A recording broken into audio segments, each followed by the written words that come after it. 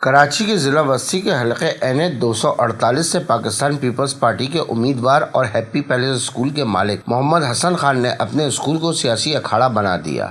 N 248 سے Peoples party کے امیدوار محمد حسن خان نے اپنے اسکول ہیپی پیلس اسکول کے بچوں کی ڈائری میں اپنے انتخابی پمفلٹ لگا دیے اور بچوں کے والدین کو بلیک میل کر کے ان سے جبری ووٹ حاصل کرنے کے لیے ان پر دباؤ ڈال رہے ہیں۔ رپورٹ رشید احمد چاچڑ، وضاحت نیوز، کراچی۔ یہ دیکھیں بھائی، یہ ہیپی پیلس اسکول کے جو ہیں یہ مینیجنگ ڈائریکٹر ہیں کوئی پیپلز پارٹی کے حسان این 248 سے۔ انہوں نے بچوں کے جو ڈائری ہے، ڈائری میں یہ لگا کے بھیج رہے ہیں کہ بھائی ووٹ ڈالیں۔ اور دیکھیں یہ کیا ہو رہا ہے، یہ تعلیمی اداروں کو سیاست کا اکھاڑا بنا دیا گیا ہے۔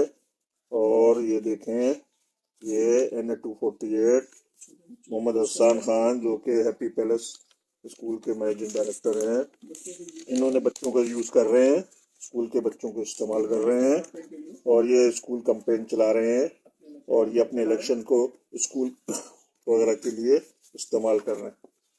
یہ سراسر غلط ہے۔